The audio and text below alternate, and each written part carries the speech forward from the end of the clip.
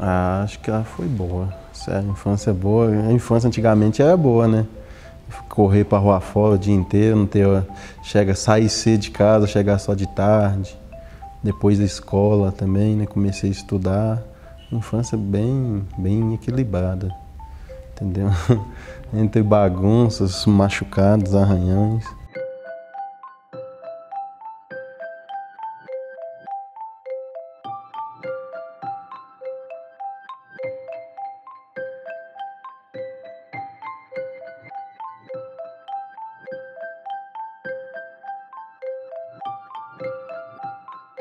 Nasci aqui em Brasília, no HRT mesmo, estava em Taguatinga aqui.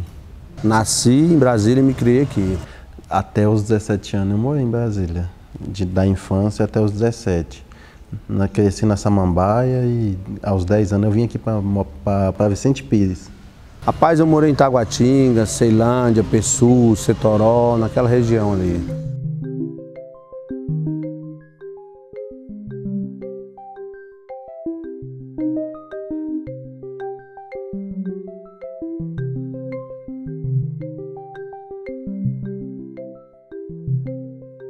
Treinei no juvenil do Grêmio, aí lá eu treinei juvenil, juniores, profissional B, cheguei a treinar 2 vezes com A, mas com idade de juvenil ainda.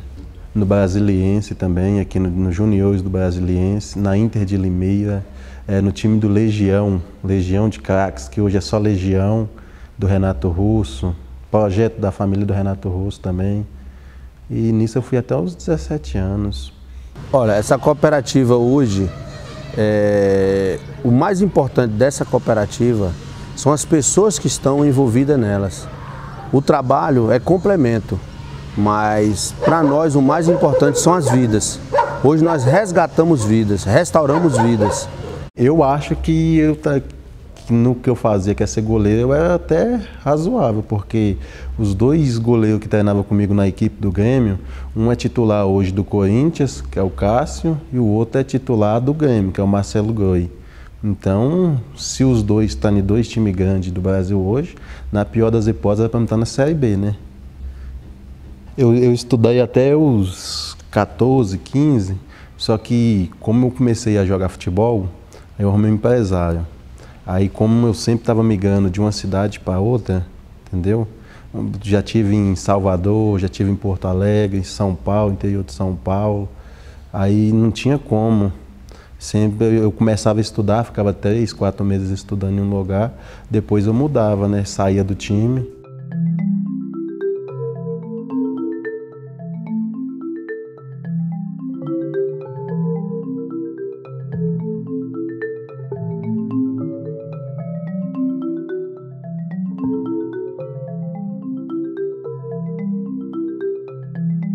Olha, a ideia de montar a cooperativa, ela surgiu em um dos piores momentos da minha vida, que se tornou o melhor momento da minha vida. Foi quando eu estava dentro do sistema penitenciário.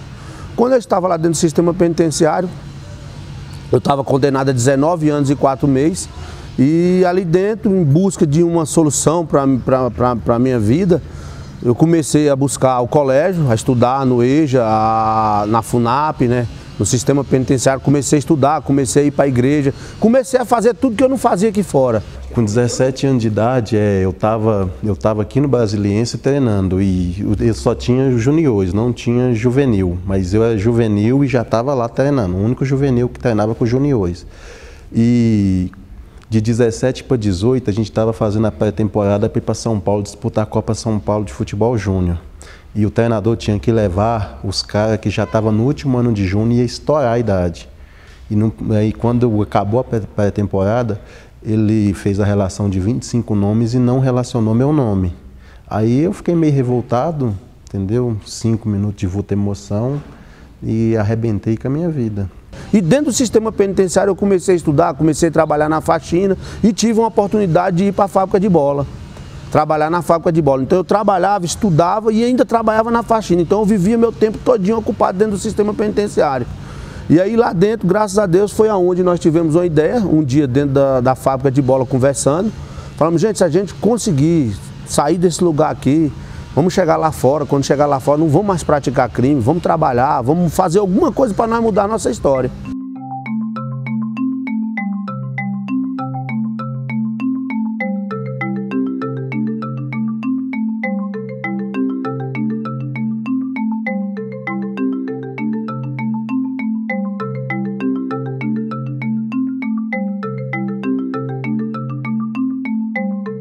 E nisso, fora do futebol, eles foram para São Paulo e eu tinha que esperar até janeiro para retornar aos trabalhos no Brasiliense. Nesse meio tempo, meu irmão foi e tirou a vida de um cara. E quando ele fez isso, ele precisava de alguém que fosse com ele para Minas Gerais, porque ele é de ônibus e tinha um risco de ser preso na estrada. E não tinha ninguém para ir com ele, eu peguei e fui. E nessa de ir, a minha vida, que nem sentar dentro do ônibus mesmo. Quando eu entrei para sair de Brasília para Minas, a minha vida tomou um rumo totalmente diferente. Começamos com um grupo pequeno, quando a gente falava em montar um trabalho igual esse daqui, muitos falaram, não, eu não vou me juntar a 3, 4, porque dá formação de quadrilha, né? Mas graças a Deus nós conseguimos juntar 3, 4 para começar, e desses 4 a gente vinha para esse local aqui, começamos com uma fábrica de bola. Quando a gente chegou lá em Minas, meu irmão começou a fazer muita amizade, né? A gente chegou a fazer amizade e meu irmão já estava naquele clima mesmo de estar envolvido com a vida de delito mesmo. E eu fui convidado para fazer um assalto. E nesse de ser convidado para fazer o assalto, precisava de mais uma pessoa também. E nessa de mais uma pessoa também, eu peguei e falei, poxa, eu vou meter a cara nisso também. Já estava revoltado, cara, de futebol, sem ter motivo, porque eu podia ter voltado em janeiro e tá treinando, e só ia ter eu de goleiro, os outros já tinham vencido, já não ia nem existir mais ali. Mas eu peguei e fui nesse assalto. Chegou lá, a gente foi, cometeu o delito na época, né? Uma tentativa de assalto, frustrada, deu tudo errado, a gente voltou. 2 dias depois disso, eu achei que ninguém nem sabia que foi a gente. A polícia chegou lá na casa que a minha mãe estava morando e me prendeu. Quando eu fui ver, um cara que nunca nem sabia o que era cadeia, já estava preso dentro de uma cadeia.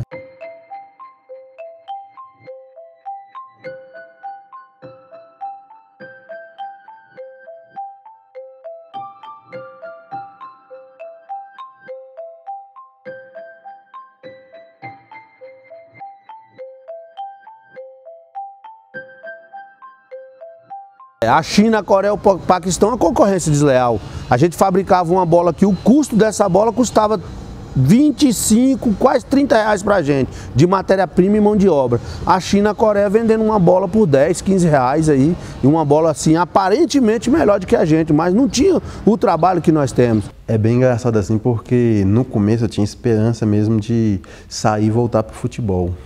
Sabe? O pensamento meu era esse. Só que quando eu olhava para minha situação, porque você vê um cara chegar no homicídio dentro de uma cadeia, onde você está preso, o cara assumir que tirou uma vida e ficar 2 meses e vir para a rua, o outro chegar num delito, num artigo que é muito mais qualificado e complicado que o seu, e sair fácil e eu ir só ficando, aquilo foi injetando um ódio, sabe, uma revolta. E nessa de injetar revolta, quando eu saí para a rua, eu falei, a única coisa que eu falei que eu não fazia mais era assalto. Falei assim, se assaltar eu não assalto, mas do assalto eu me envolvi com o tráfico de drogas. Aí no tráfico de drogas eu passei 7 anos envolvido com tráfico de drogas, vivi muitas coisas bem ruins, muitas prisões depois, só que essas prisões que vieram depois já foram bem mais amenizadas porque eu tinha o dinheiro para pagar o advogado.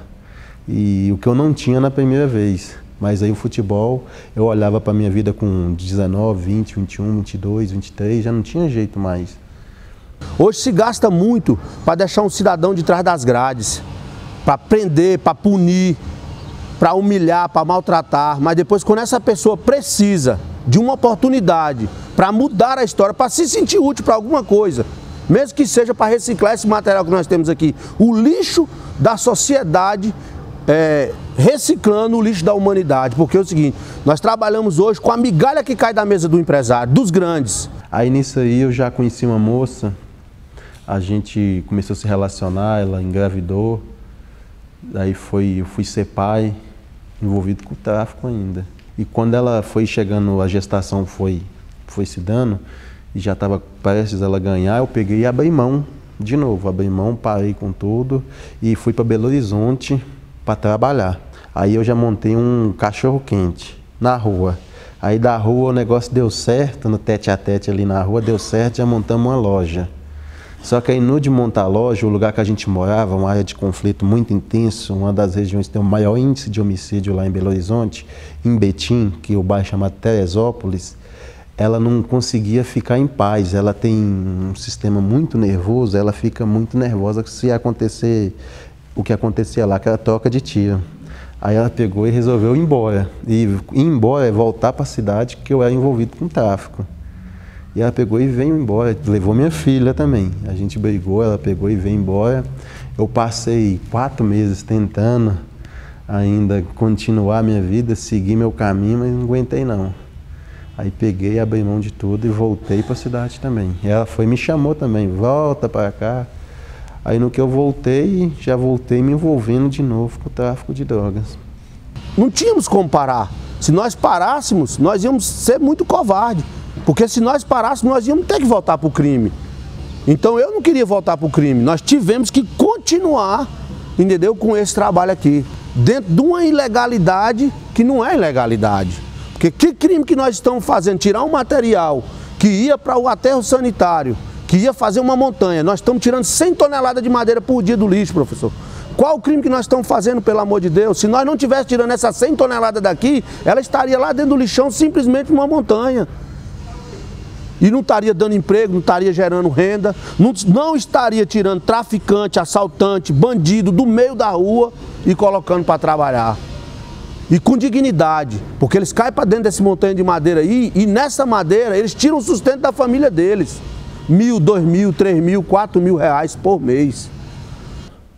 Eu estava na porta da cadeia, eu estava indo entrar para dormir no regime semiaberto. E vieram na porta da cadeia e tentaram contra a minha vida. Aí me deram 5 tiros de arma de fogo. Aí eles me transferiram de Itamandiba para Diamantina. Eu cheguei no hospital 1h da madrugada, o médico que me atendeu falou que a minha situação era grave demais e que eu precisasse ser operado mais rápido. Aí ele falou que não podia operar na hora, mas que 7h da manhã ele me operava. Aí ele chegou lá às 5h da tarde. Depois eu fui saber porque ele, na mente dele, como todo mundo que chegou do jeito que eu cheguei não viveu, ele também achou que eu não ia escapar, né? Que eu não ia nem aguentar a cirurgia. Aí me operou. Nós não tem diretoria sentado na cadeirinha ali, balançando lá, e o pessoal na ponta não. Sabe quem é a diretoria? São eles que estão dentro do contêiner e que estão naquela serra ali, passando o dia todinho trabalhando. Para mim, eles que são a diretoria, eles que fazem isso aqui acontecer. Eu passei frustração demais. É uma coisa de você acha que tem um certo poder, mas você não detém esse poder de jeito nenhum. Isso é um ciclo vicioso, né? Você pega, gasta, vai preso nisso, morre nisso. Eu perdi um bocado de amigo nessa vida, desgastou demais minha vida e quase morrer também, não tomar vergonha na cara, passar pelo que eu passei, até o médico te deixar para morrer e tu não morrer, o cara também tem que ter um pouquinho de consciência.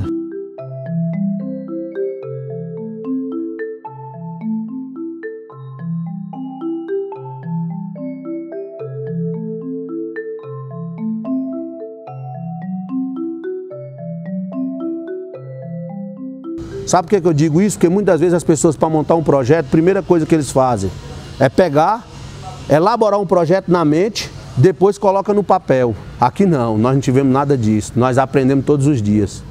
Todas as dificuldades que nós passamos, todos os dias nós temos que arrumar uma solução. Nós temos que matar um leão por dia e deixar um bocado amarrado para o dia seguinte e acordar cedo. Porque é o seguinte, senão nós não conseguimos vencer. Eu parei na quinta, cara. Aí o que aconteceu? Uma vez que eu estava no regime fechado, eu estava recluso e eu estava sendo acusado de ser mandante de um homicídio. E eu não tinha nada a ver também, mas eu estava sendo acusado. E um agente da Polícia Civil, ele foi lá e ele falava que era servo de Deus. E eu pedi ele uma Bíblia. E ele falou assim, Bíblia para quê? Tu faz o que faz lá fora, agora que é Bíblia aqui, tu vai morrer nessa vida que tu tá vivendo. Aí eu falei, firmeza então.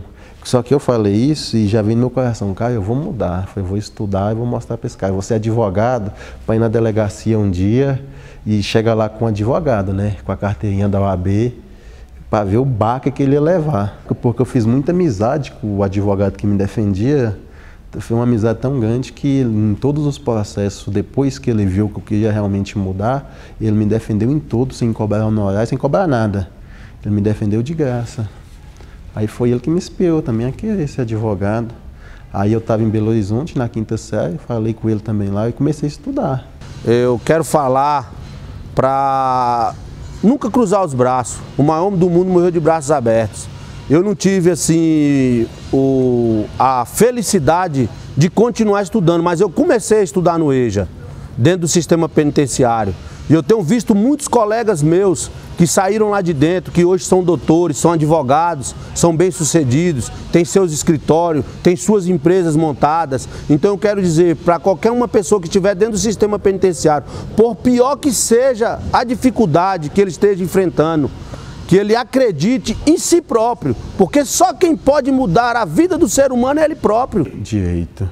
O pensamento é esse, cara, se formar em direito. Sinceramente, sim, eu tenho alguns amigos que eles andam muito tempo comigo lá fora, na época que eu estava envolvido naquela vida lá, e alguns deles estão com condenações que vai a mais de 8, 9, 10 anos. A mais ainda do que isso, que vão ficar reclusos. Para ser sincero, eu tinha vontade de me formar para ajudar alguns deles também, entendeu? De tanto sentar na sala de audiência e sentar naquela cadeirinha do réu, eu queria chegar lá, duas coisas que eu tenho vontade. Uma é andar numa viatura um dia sem ser atrás. E a outra coisa é conseguir chegar lá no fórum e sentar na cadeirinha que não seja do réu, que seja da defensoria para estar ali para defender. Porque se ele não quiser, ele mesmo não quiser, ele não vai conseguir. Porque pode ter ajuda da igreja, pode ter ajuda da justiça, pode ter ajuda de quem for, mas ele tem que querer. Principalmente de Deus, mas Deus não é invasor, Deus não entra no coração de ninguém arrombando. Deus não é invasor, ele só entra se a pessoa der lugar e abrir o espaço para Deus entrar. Não estou falando de religião, estou falando de Deus, porque religião não salva ninguém. O que salva o ser humano é ter Deus no coração.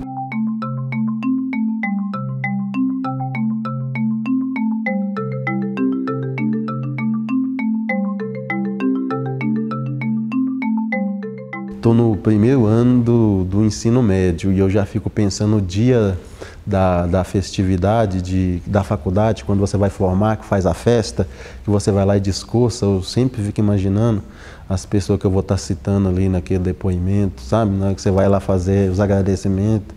Sempre penso, a primeira pessoa que eu penso, sem ser Deus, aqui na Terra, aqui falando assim, é minha mãe, cara. Minha mãe foi quem segurou as pontas mesmo, que me ajudou. E eu sempre penso, eu estando lá formado em direito, pegando o canudinho e falando, sabe? Mostrando o canudinho, agradecendo a ela, meus irmãos, minhas irmãs, minha família, de um modo geral, que eu nem tinha muita proximidade mais com família, porque o crime tirou a proximidade que eu tinha de família, tirou de tudo e isso aí pegou e depois que eu passei tudo que eu fui entender e voltar a me aproximar. E começar a amar a si próprio. Quando a pessoa começa a amar a si próprio, ele consegue mudar a sua história. Porque ele vai aprender que ele não deve fazer o mal para ninguém, que a lei da semeadura, tudo aquilo que o homem planta, ele vai colher. Então, se o homem colocar isso na cabeça, ele consegue mudar a sua história.